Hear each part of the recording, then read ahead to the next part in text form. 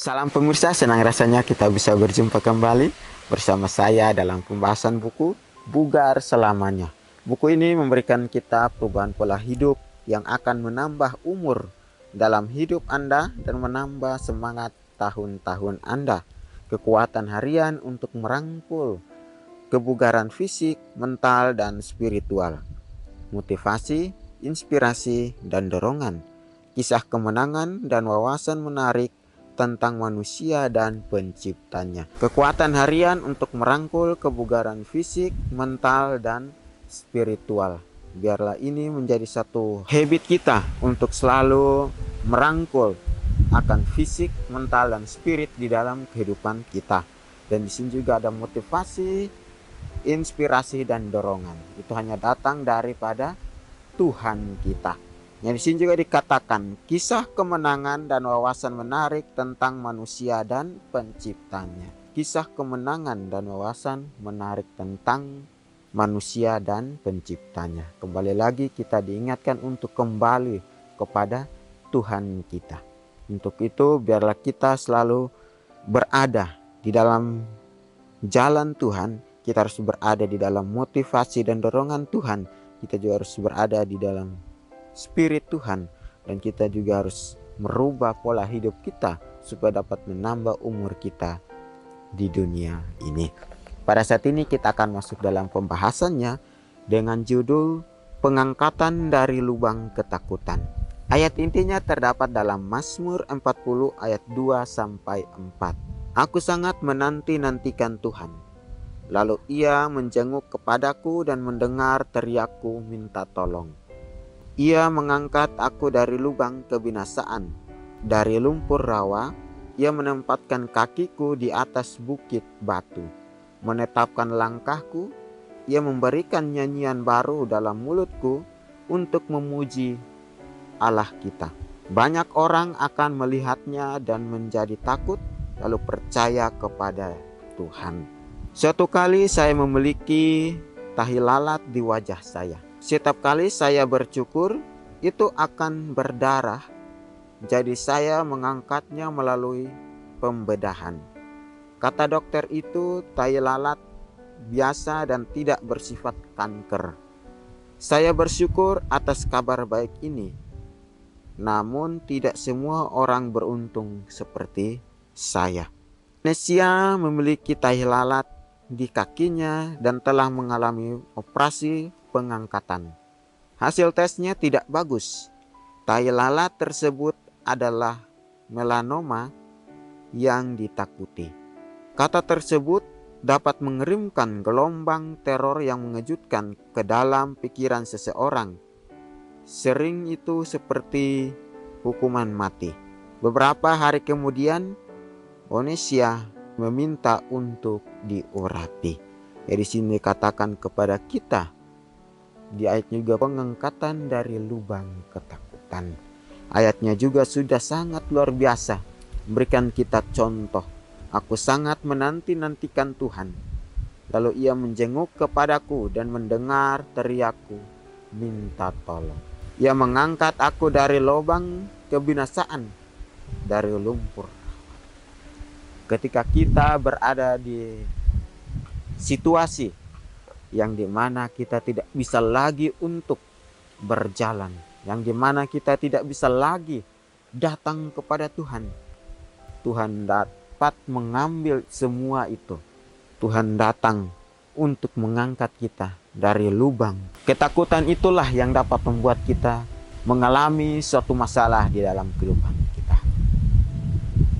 Sama seperti Onesia dan satu lagi temannya yang memiliki tahi lalat di wajahnya. Tapi yang satunya mempunyai tahi lalat di wajahnya, tetapi itu tidak mengakibatkan kanker. Dia sangat bersyukur atas kejadian yang dia alami, atas kabar baik ini. Namun tidak semua orang beruntung seperti saya. Dia sangat beruntung mempunyai satu kabar yang baik, bahwa itu tidak mengalami, tidak bersifat kanker. Tetapi Onesia mempunyai kabar yang sangat buruk. Tai lalat itu menyiapkan kanker. Ya, bagaimana kita manusia ini, kita diciptakan di dunia ini untuk kembali mau menata kehidupan kita bersama dengan Tuhan, untuk kembali kita berhubungan dengan Tuhan. Karena di saat kita trauma, di saat kita takut, di saat kita dalam bahaya sekalipun, hanya Tuhanlah yang dapat mengangkat kita. Tuhanlah yang bersama dengan kita. Ketika kita jatuh di dalam satu lubang, kita teriak minta tolong. Ketika kita meminta pertolongan dari Tuhan, maka Tuhan akan siap untuk menolong kita. Tetapi jika kita meminta pertolongan itu dari manusia, bisa saja dia menolong kita, tetapi dia juga dapat menjatuhkan kita. Ya, biarlah ini menjadi satu pelajaran untuk kita kembali kepada Tuhan. Di sini dikatakan tai lalat tersebut adalah melanoma yang ditakuti. Kata tersebut dapat mengirimkan gelombang teror yang mengejutkan ke dalam pikiran seseorang. Sering itu seperti hukuman mati. Beberapa hari kemudian Onesia meminta untuk diterapi. Ketika kita mempunyai satu masalah di dalam kehidupan kita, maka itu akan membawa pikiran kepada kita. Tapi bila mana masalah itu dapat kita mau atasi bersama dengan Tuhan, maka kita lagi berpikir untuk mendatangkan suatu penyakit di dalam kehidupan. Tetapi apakah sebatas itu? Tidak. Dia akan memberikan kepada kita yang lebih besar lagi. Untuk itu kita perlu penolong kita. Untuk itu kita perlu Tuhan di dalam kehidupan kita. Ya, malam itu saya dan para tua-tua bertelut di sekitar dia dan suaminya. Dengan berlinang air mata kami mengurapinya dan memohon kepada Tuhan untuk menyembuhkannya sesuai dengan kehendaknya. Dia selanjutnya menjalani operasi dan cangkok kulit yang lebih ekstensif. Ini kelanjutan kisahnya dalam kata-katanya. Lubang ketakutan melanda satu persatu sepertinya tidak dapat dijelaskan. Ini lebih buruk dari penyakitnya. Upacara pengurapan menyerukan pertobatan dan penyerahan diri kepada Tuhan. Sedangkan pemberian Tuhan yang datang sebagai respons pada kita adalah penyucian jiwa dan pengangkatan keluar dari lubang ketakutan. Dalam kasus saya, kesehatan saya pulih, tetapi saya juga suka mengingat kembali pelayanan pengurapan dalam pikiran saya, mengingat Tuhan yang Maha Pengasih yang memberi kami harapan di saat kami putus asa. Iblis selalu siap menggoda kita untuk ragu, tetapi Tuhan bahkan lebih siap membantu kita pada saat kita membutuhkan. Sangat luar biasa. Malam itu mereka, para tua-tua dan suaminya, bertelut di sekitar mereka untuk mengurapinya. Dengan berlinang air mata, mereka memohon kepada Tuhan untuk suatu penyembuhan. Di sini juga dikatakan kepada kita, lubang ketakutan yang melanda satu persatu sepertinya tidak dapat dijelaskan. Lubang ketakutan melanda satu persatu sepertinya tidak bisa dijelaskan. Sangat besar ketakutan itu di dalam kehidupan mereka. Sangat besar keraguan mereka. Sangat besar masalah yang mereka hadapi. Mereka meminta pengurapan dari Tuhan. Tapi di sini dikatakan bahwa upacara pengurapan menyerukan pertobatan dan penyerahan diri kepada Tuhan. Kembali lagi mengingatkan kita bahwa upacara ini menyerukan satu pertobatan dan penyerahan diri kepada Tuhan. Kita orang-orang percaya, apakah kita harus seperti itu baru kita mau menyerahkan dan mau bertobat untuk datang kepada Tuhan? Tidak.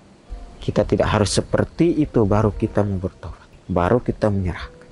Dan bila mana kita masih sehat, gunakan kesempatan itu untuk kita dapat bertumbuh, untuk kita dapat mengoreksi kembali kehidupan kita, mengoreksi kembali akan kesalahan kita, untuk kita mau menyerahkan kehidupan kita, dan kita mau bertobat hari demi hari. Di sini juga dikatakan kepada kita bahwa sedangkan pemberian Tuhan yang datang respon kepada kita adalah penyucian jiwa dan pengangkatan keluar dari lubang ketakutan. ketika pemberian Tuhan itu ada di dalam kehidupan kita, penyucian jiwa, mengangkat kita dari lubang ketakutan.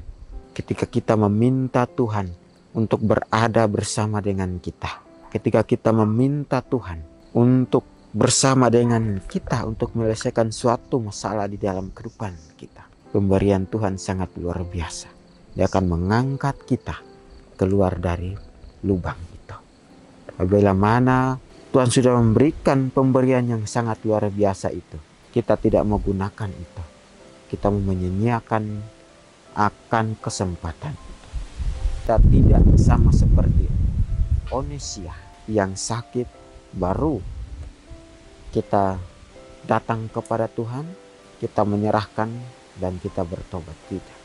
Dan satu pertobatan itu harus ada di dalam kehidupan kita hari lepas hari. Satu penyerahan diri itu kepada Tuhan dengan setiap harinya. Kita mau berserah, kita mau bersyukur. Kita katakan kepada Tuhan, terima kasih Tuhan sudah bersama dengan saya. Saat ini saya mau menyerahkan kehidupan saya hanya kepadamu. Dengan bentuk pertobatan dan penyerahan itu, dengan kita menjalankan pemberian Tuhan itu, kita akan keluar dari lubang ketakutan itu. Seperti Onesias, dia takut, dia trauma, dia ragu. Banyak keraguan di sekitar Onesias, keluarganya, tapi mereka dapat membuktikan kasih Tuhan.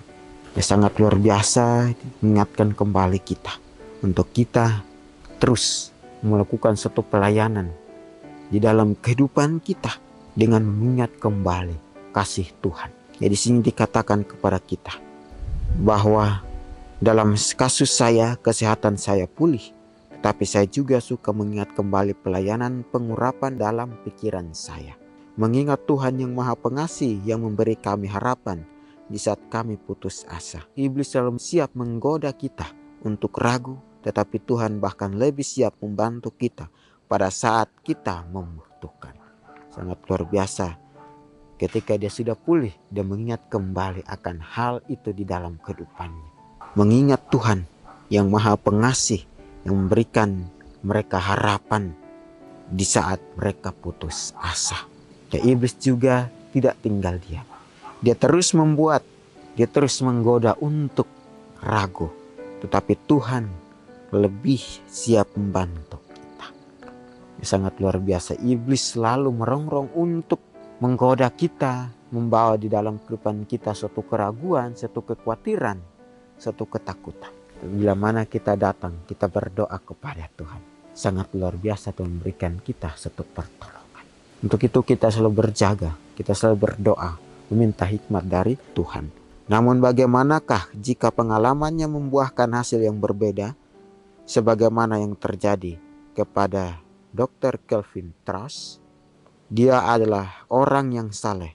Bersama istrinya Agatha, dia memulai UC Pinnes Institute, sebuah pusat pola hidup di Seal, Alabama. Dia juga didiagnosis menderita melanoma. Itu berhasil diangkat, tetapi kemudian itu kembali lagi. Dia diurapi, namun kanker merenggut nyawanya. Tapi dia juga dibebaskan dari jurang ketakutan. Dia meninggal sambil memuji Tuhan atas kasih-Nya. Ya, apapun hasilnya, tidak ada alasan untuk takut. Dan tidak ada alasan untuk melepaskan iman. Tuhan menggenggam seluruh dunia di tangannya dan hidup Anda juga. Apakah Anda cemas hari ini? Percayalah pada Tuhan. Anda juga dapat mengalami keajaiban, diangkat dari lubang ketakutan. Ini sangat luar biasa. Pengalaman membuahkan hasil yang berbeda. Mungkin pengalaman kita berbeda dengan pengalaman orang lain. Hasilnya juga berbeda. Tetapi ujung-ujungnya kita kembali datang kepada Tuhan. Bahwa di sini katakan juga bahwa jika pengalamannya membuahkan hasil yang berbeda sebagaimana yang terjadi kepada Dr. Kelvin Truss. Dia adalah seorang yang saleh. Bersama istrinya Agatha, dia memulai UC Pinnes Institute sebagai pusat pola hidup di Seal, Alabama. Dia juga didiagnosis menderita melanoma. Tetapi itu akhirnya merenggut nyawanya. Tapi dia juga dapat dibebaskan dari jurang ketakutan. Dia meninggal sambil memuji Tuhan atas kasih-Nya. Ketika dia mempunyai masalah itu kembali, istri Dr. Kelvin Truss, Ibu Agatha, punya satu penderitaan yang sama seperti Yonesia. Tapi di saat dia meninggal, dia bebas dari lubang ketakutan itu sambil memuji aku memuliakan nama Tuhan karena kasih Tuhan. Sangat luar biasa. Pelajaran kembali mengingatkan kita untuk orang-orang percaya, untuk kita kembali lagi menyikapi hubungan kita bersama dengan Tuhan. Di sini katakan, apapun hasilnya tidak ada alasan untuk takut dan tidak ada alasan untuk melepaskan iman. Tuhan menggenggam seluruh dunia di tangannya. Apapun alasannya, kita tidak boleh takut. Kita tidak boleh melepaskan iman kita bersama Tuhan. Ingatlah bahwa Tuhan menggenggam seluruh dunia ini dengan tangannya. Dan hidup apapun hasilnya, jangan takut. Percaya kepada Tuhan, itu baik bagi kita. Di sini dikatakan, apakah Anda cemas hari ini? Percayalah kepada Tuhan. Anda juga dapat mengalami keajaiban diangkat dari lubang ketakutan. Percayalah, ketika kita mempunyai satu masalah, satu krisis di dalam kehidupan kita, Tuhan akan mengangkat kita dari lubang ketakutan itu, supaya kita bisa menjalaninya dengan penuh semangat. Ingatlah pencipta kita. Dia yang dapat menolong kita. Dia yang mengangkat kita dari lubang ketakutan. Kiranya pelajaran dapat membawa kepada kita suatu pengharapan, suatu pertobatan di dalam kehidupan kita. Untuk kita lebih menyerahkan kehidupan kita hanya kepada Tuhan. Biar firman ini dapat menguatkan kita untuk kita selalu bersyukur kepada Tuhan. Ya pemirsa, inilah firman yang saya bawa. Biar firman ini dapat menguatkan kita. Kita akan berjumpa lagi di kesempatan yang berikutnya dan Tuhan memberkati.